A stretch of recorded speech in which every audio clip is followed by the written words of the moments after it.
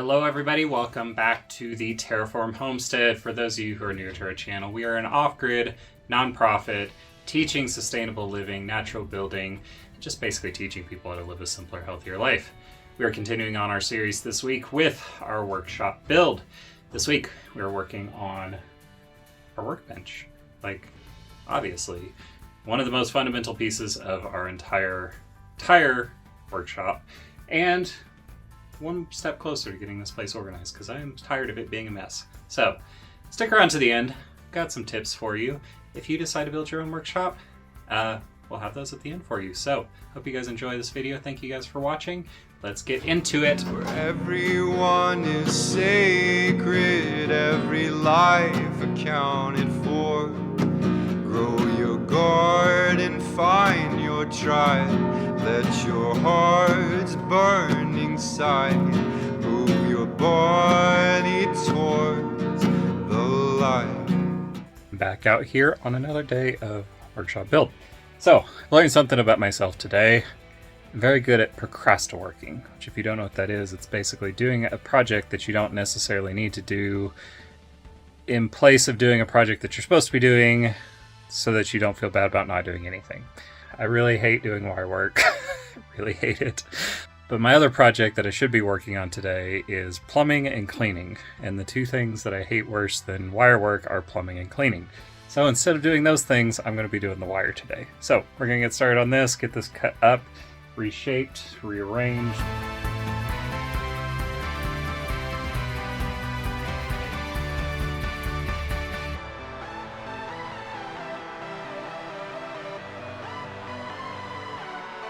Got 2 of the 3 layers done. I'll do one more because I found like the more dense chicken wire is, easier the plaster goes on and the less waste. So the more dense I can get the wiring, the better.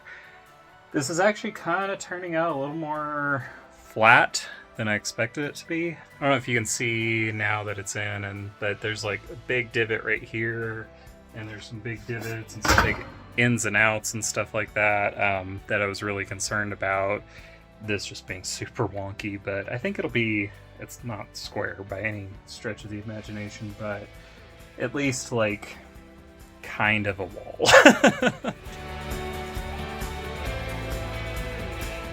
Got all our wire on, which is very exciting, and I think it's going to look pretty good given all this is going to be underneath a workbench, so it's not going to be that noticeable, but it's flattish.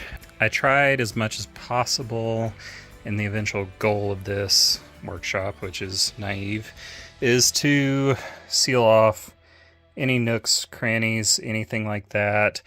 Basically just making this one solid lump, because the rats and the mice and the bugs and the spiders and the everything wants to get in.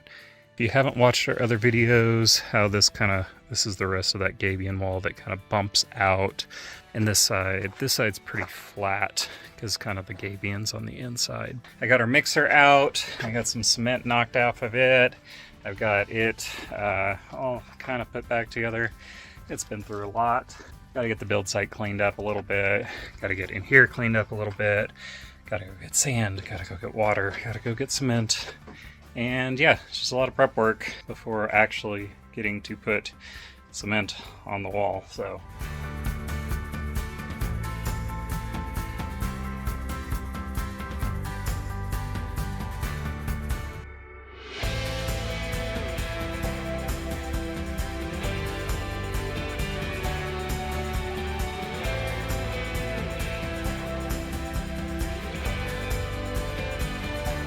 a fair amount of work to get this all ready, but we're finally ready to start throwing some plaster up on the wall. So all that's left to do is do it.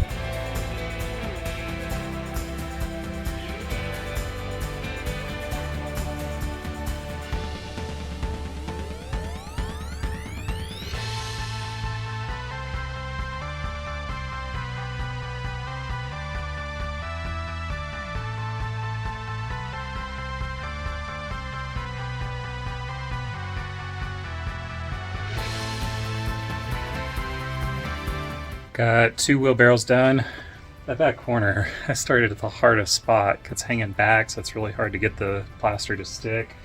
And then it's also in that super tight corner that's hard to get through.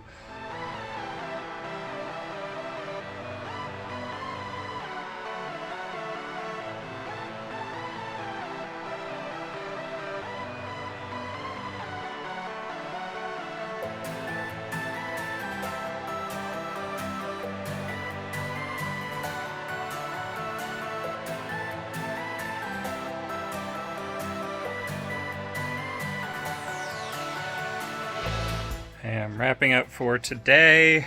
The bugs are just very determined to get into my brain and ears, and it's very difficult to do concrete work like precisely while bugs are eating your face. So really happy with how this is coming together. There we go. I got probably a third of it done today. This is very much just kind of winging it, but it's kind of cool. I like the kind of rock, big boulder sort of vibe that this workbench is going to have. Over here, the rocks were just a lot higher, so I had to come all the way up to that metal beam, and then basically kind of brought it down over here. So kind of the idea is this is going to be more tool storage, and then move everything over here as it's getting used. It's going to be real interesting figuring this section out tomorrow, because I've got to drop this down so that I can actually have another step down over and then step back up and over for the miter saw station. I was having some issues with the concrete kind of slumping down in this corner here, so I just chopped up some extra wire, brought that in, same on this corner. I'm gonna let that dry and then I'll come back in and fill that in with more concrete. Good morning, everybody. It is another day on concrete build thingy workbench. I think what I'm gonna do here is actually put a piece of 3/4 inch plywood. You know, I don't wanna run my drill bit into a concrete. Yesterday was pretty cloudy and our batteries didn't get filled. So our batteries are out right now, so no power. So I've got to wait for a little bit on that, but that's okay.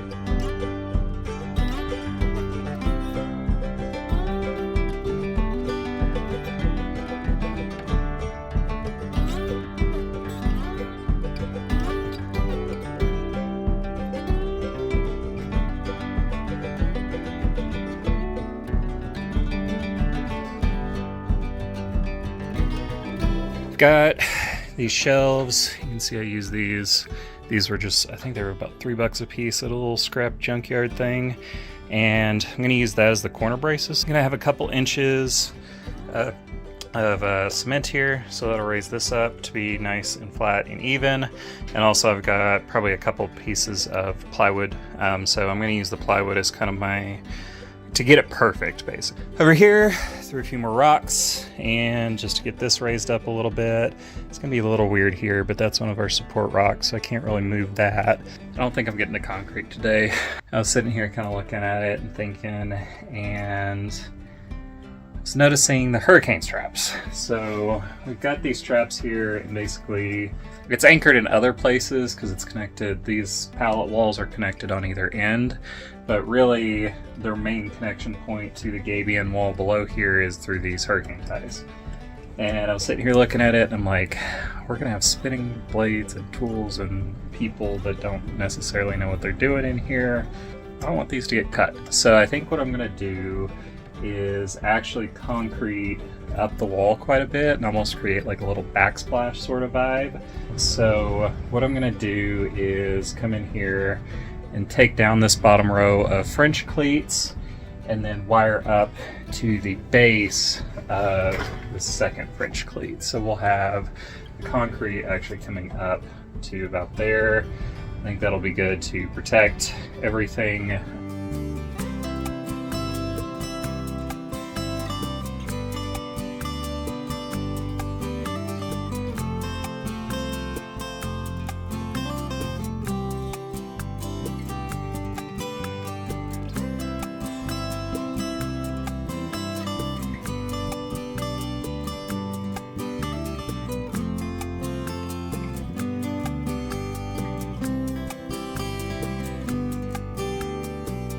Goal for the day is to get this whole side done. Got extra help today, which is nice. It's the first time I've had someone else working on this project. I think 2 hands will make this go a lot faster.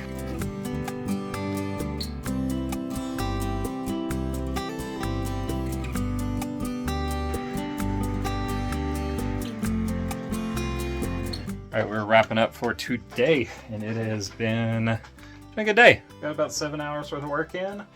Definitely goes faster with 2 people. I'm very much looking forward to when we get like 6 or 7 people out here, because that's going to make things so much easier. We got like 2/3. You can see where our dark line is. Everything over to there. We got our first layer down here. I got to build this up quite a bit, so we were just kind of through what we had left on there. Come in and touch up some of this upper part.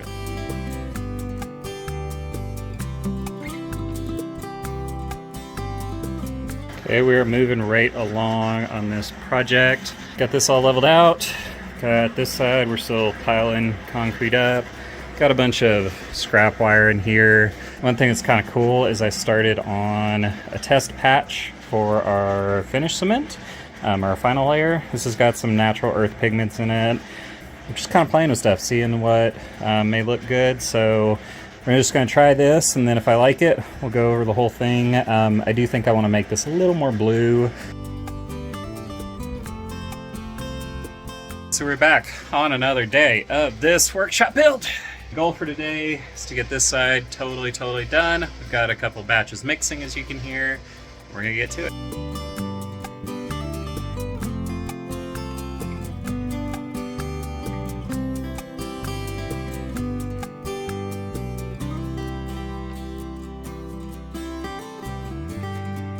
Been nice having Jonathan is out there helping mixing while I'm in here plastering. The corner over there has been an absolute nightmare, so I'm just leaving it for now and letting it harden up, and then I'll come back and patch in that spot.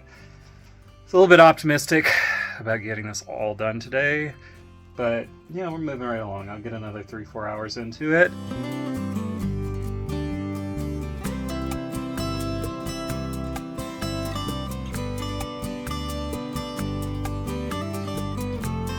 We had a casualty on the build site. Yep, that's pretty bad. We got quite a bit done.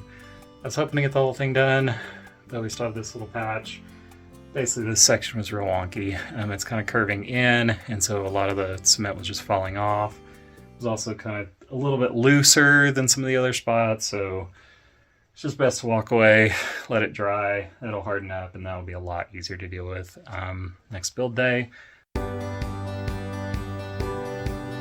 Good morning, everybody. We're back out here on another build day on our workshop, finishing our wall. We only have a little bit left to go. What's amazing is this lower part, which is actually thicker, still a little bit damp, which is nice because the longer it takes to dry, the less likely it's going to crack.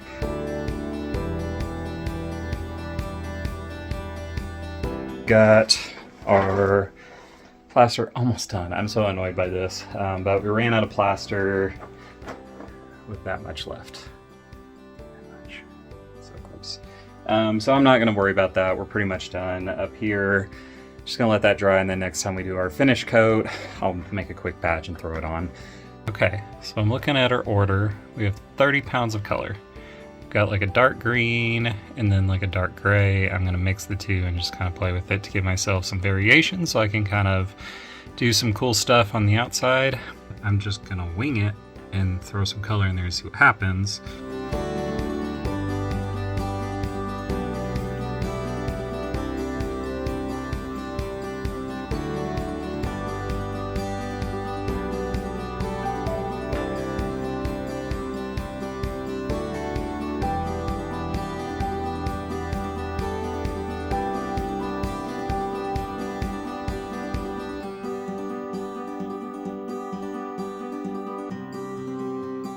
Alright, we're getting started with our finished plaster on this. I've got some cool pigments. So we've got this really dark black.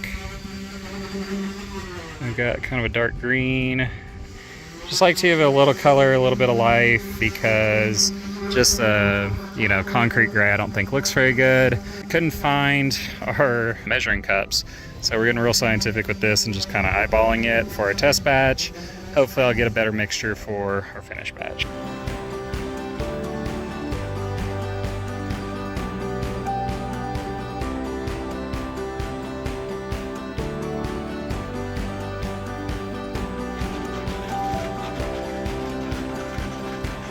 Wrapping up for the day. Got a lot done. We got our boards cut. This is such a weird bench. It's like 4 levels, whatever. The reasoning behind that is just because the way our rock wall was. This whole building's been very impromptu.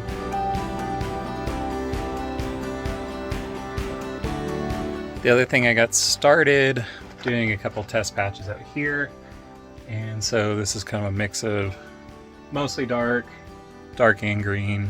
They're gonna change colors pretty dramatically whenever it dries.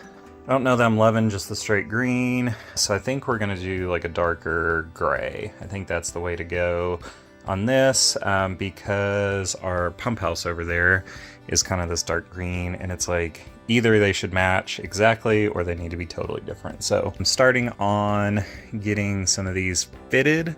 Everything is super weird because the plaster's like wavy and stuff, so brought out one of the Natural Builders favorite tools, this guy. Kind of cool about this, so I'm able to put that right up against the wall, get a measurement, and then cut these wonky angles so that these boards will fit just nice and super tight up against that wall. Alright, so I'm going to be really glad when the shop is done, because we're moving all of this stuff to this side of the shop again, and then I got to move it all the way back to this side, and then we got to clear off this again, and da-da-da-da-da-da. It's really annoying. Finally ready to get our finished plaster on. I'm going to be doing a little bit heavier cement coat on this, because I think it'll help it stick a little more.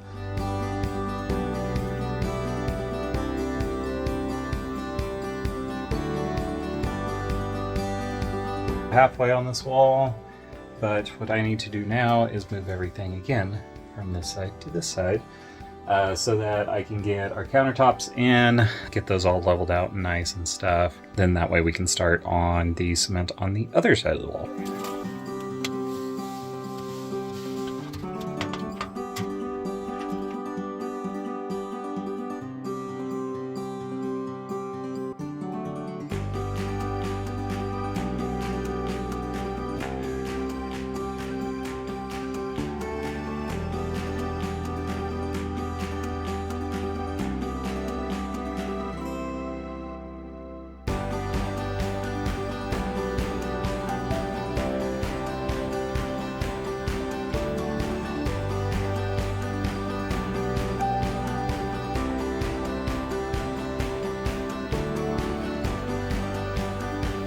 Alright, I'm wrapping up for the day. It looks so good. I am so disgusting. I just saw myself in the camera. So, we got all of this done. I'm so happy. We got both walls, the finished plaster on. I'm sure I'll still have a couple touch-ups and stuff, but honestly, it's probably pretty close to good to go. We had literally to like the square inch, just enough plaster to get this done, which is super exciting. Yeah. Done with this. Got the countertops in.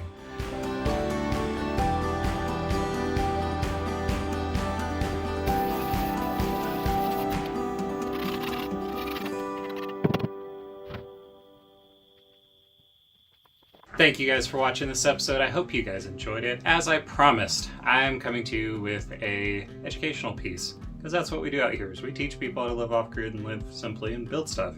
So, do you guys know what the difference between these batteries are? And best way to use your batteries. If you're buying tools, if you're starting a workshop from scratch, this will be some good advice for you. So, most important thing when you're picking your tools. Say you've never had any tools and you're just learning and you're just getting your first drills. Decide what set you want. Decide what brand you want. We use DeWalt. Not a sponsor. I'm not particularly, a big fan of one over the other. Some people do Makita, some people do DeWalt. Ryobi I'm not super crazy for, but they do make a less expensive tool, which can be nice for people starting out. But we went with DeWalt. They're kind of the middle ground in my opinion. But once you pick your battery bank, you're going to want to stick with that for forever. Depending on what tools you get, you're going to want different size batteries. So this is our 4 amp battery. This is a 2 amp battery. And this is a 6 amp battery. Interesting, they all look similar. I have learned the cheap knockoff batteries are not worth buying. These do not last. They were exponentially cheaper than the actual genuine DeWalt brand batteries, but they just kind of lost power really quick, and you couldn't really use them that long and on big power tools. So, difference between these two batteries. If you can get the bigger batteries, they're a lot more expensive, but they will last longer and they will do better. I learned this the hard way. Do not use small batteries on large tools, such as chainsaws, sawzalls, circular saws. They're great for drills, but you'll overstress these batteries and you'll burn them out quicker. So if you're gonna have bigger tools, get the bigger batteries. If you're gonna have smaller tools like drills and impact drivers and stuff like that, the small batteries are fine. Anyways, hope that is a good helpful tip. Thank you guys for watching this episode. If you're enjoying this content, be sure to subscribe, be sure to comment. What is your favorite brand of tool? Do you like DeWalt's? Do you like Makita's? Is there another brand? I don't know, the Hercules Harbor Freight brand, which I've actually heard some good things about. Let me know, comment below. Thank you guys for watching. Be sure to subscribe. We've got something fun coming out for you next week.